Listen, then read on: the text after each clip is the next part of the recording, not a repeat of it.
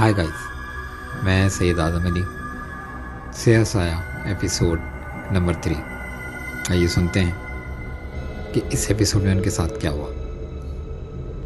Previous episode में आपने सुना होगा कि ये दोनों एक बहुत ही खूबसूरत मुकाम पे गए थे जो कि काफ़ी खूबसूरत था, और एक ऐसी वादी में गए थे जहाँ ज़िंदगी की सहूलियात इतनी मैसर नहीं थी। लेकिन अब उनके साथ क्या हुआ वहाँ पे सुनते हैं। इन सोचों में खुर्रम उन वादियों की हसीन यादों में पहुंच गया। होटल के कमरे में नरमीन खिड़की के पास खड़ी थी और वहां पर से वादी का नज़ारा देख रही थी। उसने अपने इर्द गिर्द गर्म शाल लपेट रखी थी और उसके हाथ में कॉफ़ी का गर्म कप था।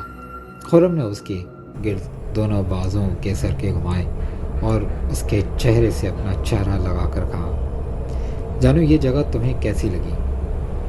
Great, beautiful. जानू वाकई ये जन्नत का नज़ारा है। इतनी खूबसूरत वादी मैंने पूरी ज़िंदगी में कभी नहीं देखी। इस वादी का नाम क्या है? नरमीन ने खुद खुर्रम को देखते हुए कहा। नरमीन, इस वादी हसन का नाम बड़ा अजीब है। पता नहीं इतनी प्यारी जगह, इतना मनहूस नाम किसने रखा होगा। एक निहायत पुरस्कार सा नाम इस कम वक्त के जहन में आया होगा। नरमीन को खुर्रम की बातों में दिलचस्पी पैदा हुई। बताओ ना खुर्रम, क्यों सस्पेंस पैदा कर रहे हो? हाँ बताता हूँ, दरअसल इस वादी का नाम काली वादी रखा गया है। या नरमीन के मुंह से हैरत उभरी। काली वादी? ये वाला क्या नाम है? और इतनी खूबसूरत सरसब्ज़ और शादाब वादी का नाम काली वादी, ये कैसे हो सकता है? नरमीन को यकीन नहीं आ रहा था कि उस वादी का नाम काली वादी है।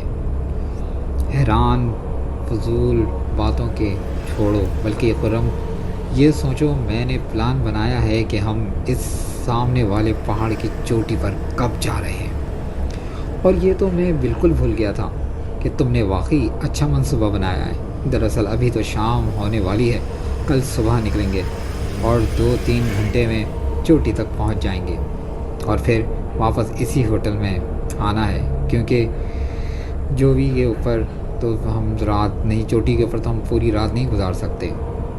वापसी भी करनी होगी।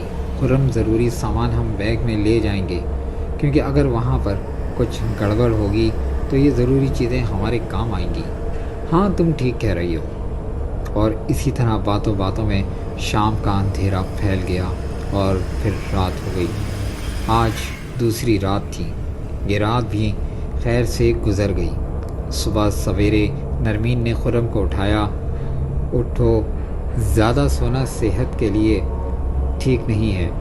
नरमीन ने खुर्रम से कंबल खींचते हुए कहा। जानू क्या इतनी जल्दी सुबह हो गई है? हाँ खुर्रम, सुबह हो गई है। जानू ज़रा हाथ तो दो, बड़ी सुस्ती हो रही है। ज़रा मुझे बिस्तर पर से तो उठाओ। नरमीन बगैर सोचे समझे खुर्रम की तरफ हाथ बढ़ाया।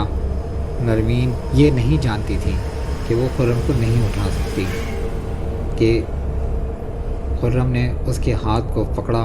अरे खींचो खुर्रम, मुस्कुरा कर बोला। नरमीन ने खुर्रम के मजबूत हाथ को पकड़कर ज़ोर से अपनी तरफ खींचा, मगर खुर्रम टस से मस ना हुआ। अरे जानू, ये या तो तुम तो मुझे उठा ही नहीं सकती। फिर अगले ही लम्हे में खुर्रम ने नरमीन को अपनी तरफ खींचा और उठाकर बिठा दिया। फिर दोनों दोपहर के खाने से पहले ही दोनों फ्रेश हो चुके थे और खाना खा रहे थे। नरमीन, क्या ख्याल है, अब चोटी पर जाया जाए या फिर प्रोग्राम मुलतवी कर दिया जाए?